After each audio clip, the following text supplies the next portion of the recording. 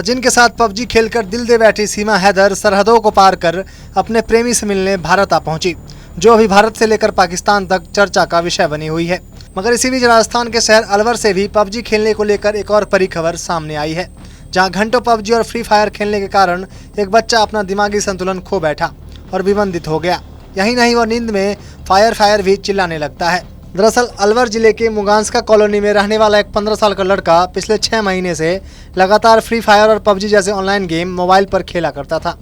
लड़के को online game की ऐसी लत लगी कि वो रोज 14 से 15 घंटे खेलने लगा। इसी लत के कारण वो अपना मानसिक संतुलन खो बैठा, जिसके बाद उसे दिव्यांग संस्थान के हॉस्पिटल में भर्ती कराया गया। इसमें हम क्या है कि घर पे ही भाग जाता था, कभी रेवाड़ी भाग जाता था, पुलिस छोड़ के जाती थी, कभी किसी रिश्तेदार के पास चल जाता था। तो ये माँ बाप ने सोचा कि भाई ये भाग जाता है, हम मजदूरी पर चल जाते हैं। तो इन्होंने सोचा कि एक दिव्यांगों का हॉस्टल हमारा पता लगा, तो इसमें इन्होंने डाल दिया माँ बाप। आपके पास कैसे सूचना आई और कैसे मिला? हमारे एक मित्र हैं, उनके थ्रू ये आए हैं। किस तरह इसके हाथ मोबाइल लगा? क्या परिवार की स्थिति थी जो इसको रोक नहीं पाए? इनकी माँ है जो आसपास के बर्तन मांजने जाती है।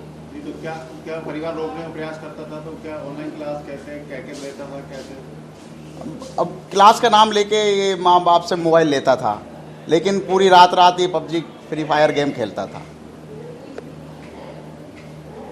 अशोक कुमार नागर। आपके पास एक कोई केस आया, क्या केस है और क्या पूरी जानकारी? एक बच्चा है 15 साल का, वह अलवर का ही निवासी है। वो पबजी फ्री फायर गेम खेलता था। उसके कारण 4 महीना पहले बिल्कुल स्वस्थ था। 4 महीने से वो पबजी खेल रहा था, तो उसका मानसिक संतुलन बिल्कुल ख़त्म हो चुका है अब। और घर पर वो कभी कहाँ भाग जाता था, घर वालों को चकमा दे के जैसे ही नज़र छुपती थी तो कभी रेवाड़ी कभी बांदूभाई, तो पुलिस छोड़ने आती थी इसको वापस। तो वो बच्चा पबजी गेम के कारण बिल्कुल अपना मानसिक संतुलन खो चुका है। बच्चे के परिजनों की माने तो उसे ऑनलाइन पढ़ाई के लिए फ़ोन दिलवाया गया था।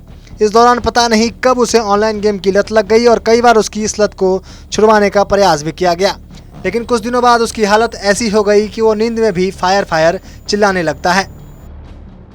पबजी खेलता रहता, देखता रहता था। मैं काम धंधे पे चली जाती थी।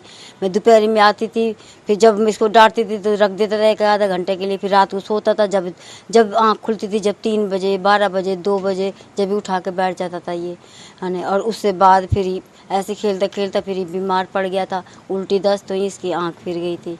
तो मैंने इसकी इलाज करवाया था, है ना। फिर आँख तो इसकी सही हो गई, फिर दिमाग का ही ऐसे हो गया है ना। 4-5 महीने से बच्चों के साथ खेलता था, पड़ोसी हैं उनके साथ, पुलिस वालों के, वकील साहब के बच्चे से। तो ये होली के बाद होने बाद इसके जैसे आँख फिरने लग गई, तो ये धीरे धीरे फिर ये हाथ पैर हिलाने लग गया। आपने कभी रोका उसे?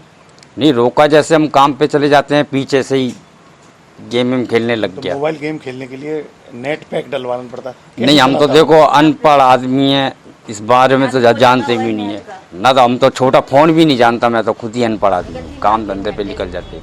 फिलहाल बच्चे को दिव्यांग संस्थान के हॉस्टल में भर्ती कराया गया है और साइकोलॉजिस्ट की टीम बच्चे का इलाज करने में जुटी हुई है। वहीं जब अस्पताल में बच्चे से पूछा गया कि यहाँ कैसा लग रहा है, तो बच्चे ने कहा कि उसे माँ के बिना अच्छा नहीं लगता और उसे घर जाना है। इसके अलावा उसने यह भी कहा कि मैं आज के बाद मोबाइल को हाथ नहीं लगाऊंगा।